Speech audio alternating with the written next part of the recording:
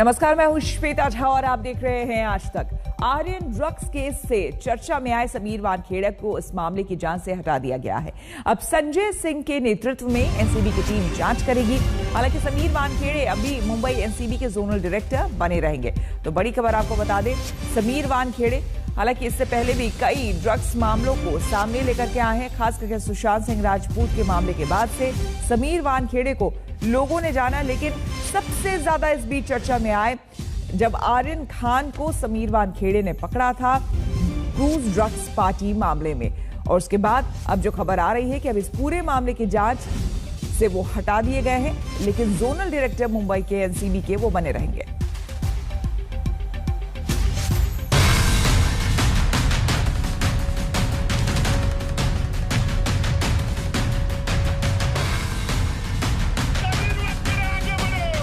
Aryan case की वजह से सुर्खियों में आए नारकोटिक्स कंट्रोल ब्यूरो के मुंबई जोनल डायरेक्टर समीर वानखेड़े को हाई प्रोफाइल केस से हटा दिया गया।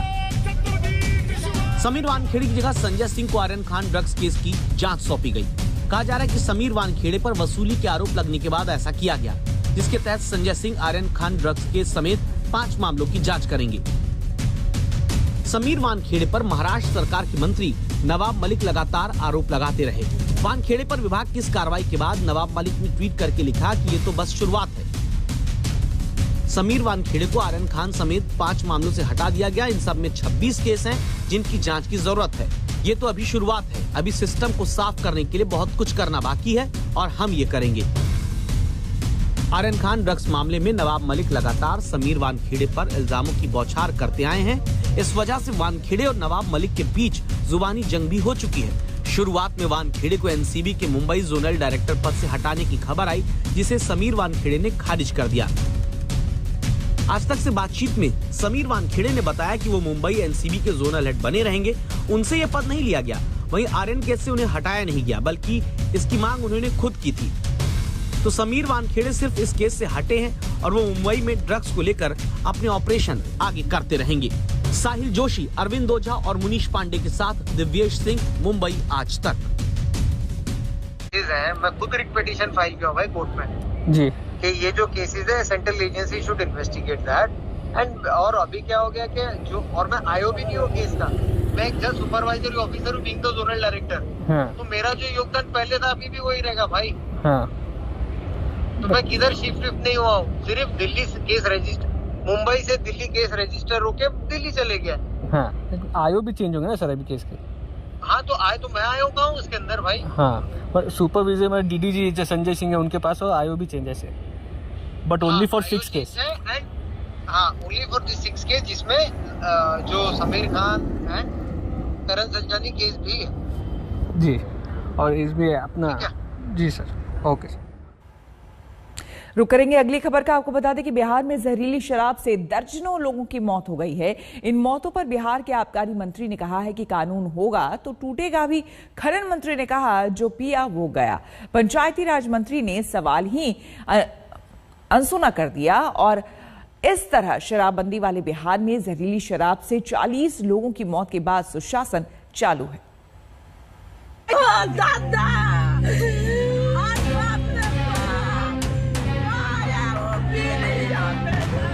जब तुम पियोगे गड़बड़ तो इसी तरह से न होगा।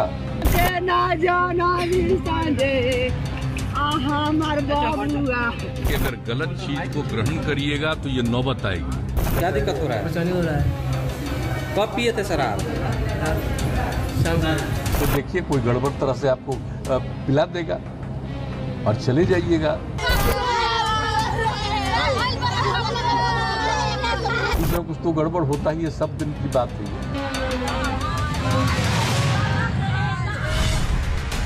जिंदा आदमी घर के बाहर शराब पीकर शराबबंदी के बिहार में मुर्दा हो गया। एक ही जगह पर कई लोगों की जान शराबबंदी के बिहार में जहरीली शराब ने ले ली। जिनकी जिंदगी बची उनका पता नहीं जहरीली शराब आगे क्या करेगी। आंखों से दिखना कम हो चुका है।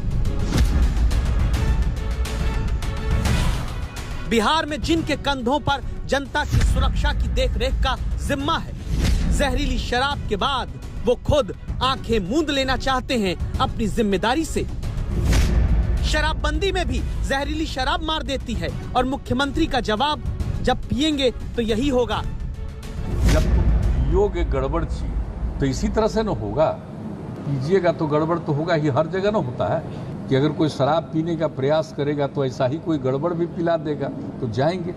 तो सोचना चाहिए ना, और ये करिएगा तो इसी तरह से देखिए कोई गड़बड़ तरह से आपको पिला देगा और चले जाइएगा।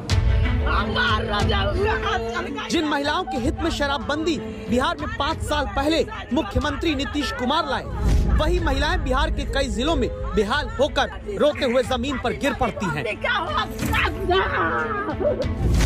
क्योंकि सिवान के गुठनी में 24 अक्टूबर को 5 लोगों की जहरीली शराब ने जान ली। मुजफ्फरपुर में 28 अक्टूबर को सरैया में जहरीली शराब ने 6 लोगों की जान ली। बेतिया में 3 नवंबर से अब तक 13 लोगों की मौत हो गई। गोपालगंज में 2 नवंबर से अब तक 17 लोगों की मौत का दावा जहरीली शराब के कारण है और 15 दिन के भीतर 40 से ज्यादा लोगों की मौत का कारण जहरीली शराब होने का दावा। लेकिन शराबबंदी के कानून के बाद भी जब जहर भरी शराब बिहार में मौत बांटते बिके, इस सवाल के जवाब पर मुख्यमंत्री पीकर मरने वालों को ही जिम्मेदार ठहरा देते हैं। आबकारी मंत्री दलील देते हैं, कानून है तो टूटेगा भी। जहरीले शराब के बारे में कह देते हैं कि देख लीजिए कि क्या स्थिति है। हम लोग बार बार कह देते हैं कि अगर गलत चीज को ग्रहण करिएगा तो ये नौबत आएगी। कोई भी कानून हो उसका उल्लंघन करने वाले हमेशा समाज में मिलेंगे। तो मैंने आपको उदाहरण भी दिया सीआरपीसी आईपीसी का, मर्डर के सेक्शंस का, चोरी का। तो क्या हिंदुस्तान के किसी राज्य में कोई है आप कह सकते हैं कि बिल्कुल वहाँ मर्डर होगा ही नहीं, चोरी होगी ही नहीं? तो जब प्रोहिबिशन लॉ है तो इसका उल्लंघन करने वाले भी लोग रहेंगे। तो ये वर्क इन प्रोग्रेस है। 2016 में शराबबंदी लागू करने के बाद भी इसे वर्क इन प्रोग्रेस कहें या फिर मौत बांटती शराब की प्रोग्रेस, जहां झोले में नकली मिलावटी जहरीली शराब की झिल्लियां गोपालगंज में लकीर पीटने के नाम पर पकड़ी जाती दिखे। शराब की यही पाउच बिके कैसे? तब कानून शराबबंदी का लागू कराने वाले कहां गए? सरलता से इतनी कैसे शराब गांवों तक पहुंच जाती है? सवाल करिए तो जवाब आएगा, कुछ तो गड़बड़ होती ही है। हमको लगता रहा है इजीली अवेलेबल है। नहीं, ये सब आरोप लगाने वाले अब पता नहीं कौन है, लेकिन सोचना चाहिए ना कि इसके लिए कितना एफर्ट किया जाता है। और चंद लोग तो गड़बड़ होंगे ही, ये तो तय बात है। ये दुनिया का आज का है। जितना दिन अपना इतिहास देख लीजिए, कहीं भी देख लीजिए, तो कोई भी हर समय हर आदमी तो सही नहीं हो जाएगा, कुछ न कुछ तो गड़बड़ होता ही है। राज्य के भीतर शराब पीने, बेचने, लाने, ले जाने, बनाने, पकाने, डिलीवरी कराने सब अपराध होने के बावजूद 15 दिन में 40 लोग जहरीली शराब पीकर मर जाएं और मुख्यमंत्री कहेंगे कुछ न कुछ तो गड़बड़ होता ही है। कह सकते हैं आखिर जहां गांवों तक शराब बनती बिकती रहे, वहां जिंदा रहते कानून का परिंदा भी फड़फड़ाने नहीं आया। अब जहर का जाम मौत बांट चुका तो डॉग स्क्वाड से लेकर पुलिस, विधायक, मंत्री सब दौड़ पड़े एहसान की संवेदना जताते हुए। जिन लोगों ने पर्दे के पीछे ये काम कर रहे हैं वो तो आज दुनिया छोड़ के चल बसे। अब तो सरकार उनके सामने संवेदना व्यक्त ही कर रही।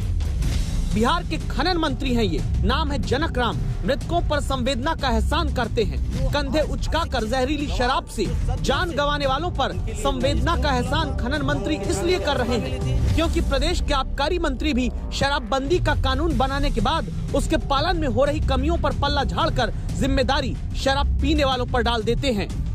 शराब बनाई भी जा रही है तभी तो ये कांड हो रहा है। नहीं, इससे इनकार बिल्कुल नहीं किया जा सकता, लेकिन साथ साथ लोगों की भी जिम्मेवारी होती है कि जब ये कानून है तो वो भी कानून का उल्लंघन न करें। लोगों को भी इससे सबक ये लेना चाहिए कि वो लोग इस गलतफहमी के या इस तरह के गलत लोगों के शिकार नहीं हों। इस बात को बिहार में क्यों नहीं स्वीकार किया जा रहा है कि शराबबंदी के बावजूद लोगों तक शराब आसानी से पहुंच रही है, फिर चाहे ऊंचे दाम पर असली वाली मिले या सस्ती कीमत पर गरीब की जान लेने वाली जहरीली। तभी तो राष्ट्रीय परिवार स्वास्थ्य सर्वेक्षण 2020 की रिपोर्ट के मुताबिक ड्राई स्टेट होने के बावजूद बिहार में महाराष्ट्र से ज्यादा लोग शराब पी रहे हैं। आंकड़े कहते हैं कि बिहार में 15.5% पुरुष शराब पीते हैं, जबकि महाराष्ट्र में शराब प्रतिबंधित भी नहीं, लेकिन शराब पीने वाले पुरुषों की तादाद 13.9% है, बिहार से कम। बिहार के गांवों में शराब ज्यादा आराम से पहुंच रही है। सबूत है सर्वे में ये पता चलना कि ग्रामीण क्षेत्रों में 15.8% और शहरी इलाके में 14% लोग शराब पी रहे हैं।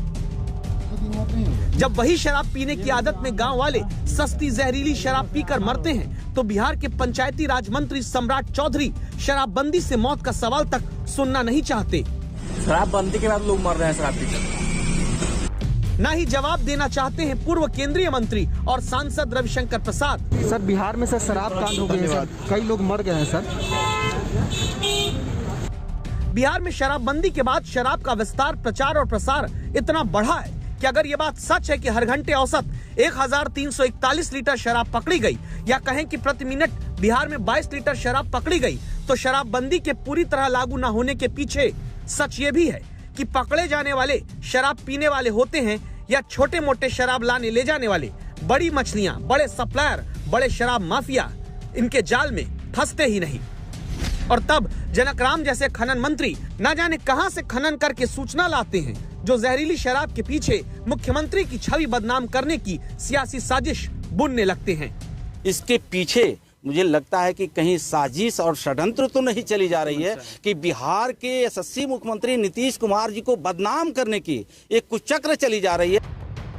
साजिश कैसे हो सकती है, जबकि गोपालगंज के डीएम के ही मुताबिक 3 में से 2 जगह पर जहां शराब मिली, उनके घर से भी एक आदमी की मौत हुई। हाँ, जनता की जान लेने वाली जहरीली साजिश जरूर बटती है शराब के रूप में। आम आदमी मर जाता है, प्रशासन फिर से हरी झंडी दिखाकर शराब न पीने के लिए लोगों को जागरूक करने वाली गाड़ियां दौड़ा देता है। कहने को तो बिहार में शराबबंदी है, लेकिन शराब बिक भी रही है, लोग पी भी रहे हैं, लोग मर भी रहे हैं। सरकार कार्रवाई करने का दावा भी करती है, लेकिन पिछले 15 दिनों से जिस तरीके से जहरीली शराब से मरने वाले लोगों का आंकड़ा बढ़ता जा रहा है, उसका कोई जवाब सरकार के पास नहीं है। कैमरामैन दीपक कुमार के साथ सुजीत कुमार झा, पटना, आज तक। रुक करेंगे अगली खबर का। आपको बता दें कि पेट्रोल डीजल के दाम देश में थोड़ा घटे हैं, लेकिन उससे ज्यादा पॉलिटिक्स बढ़ चुकी है। पेट्रोल डीजल का दाम सस्ता हुआ, लेकिन सियासत महंगी हो गई। केंद्र के बाद बीजेपी शासित राज्यों में पेट्रोल डीजल पर टैक्स घटाया गया। कांग्रेस शासित राज्य में वैट कटौती नहीं हुई है। राजनीति को चिंगारी इस पर मिल रही है।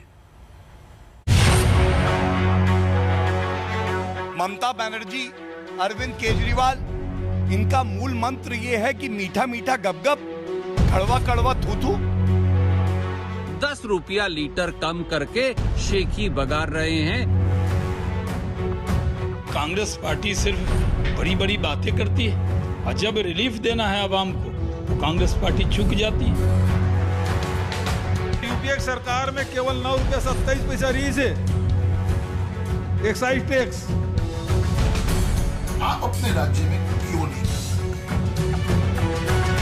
केंद्र सरकार लॉलीपॉप दे रही है। पेट्रोल डीजल वो जादुई तरल पदार्थ बन गए जो राजनीति में मुद्दा बनाने के लिए ठोस बन जाते हैं और राहत देने के नाम पर विपक्षी राज्यों में गैस की तरह गायब। कहानी शुरू हुई दिवाली यानी 4 नवंबर से एक दिन पहले। अचानक केंद्र सरकार की तरफ से पेट्रोल पर 5 रुपए और डीजल पर 10 रुपए प्रति लीटर की एक्साइज ड्यूटी घटाई गई। 24 से 30 घंटे के भीतर फिर बीजेपी शासित 10 राज्यों ने, बीजेपी के साथ गठबंधन वाले 6 राज्यों ने, गैर बीजेपी शासित इकलौते ओडिशा ने अपने हिस्से से 2 रुपए से लेकर 12 रुपए तक की कटौती का ऐलान पेट्रोल डीजल पर कर दिया।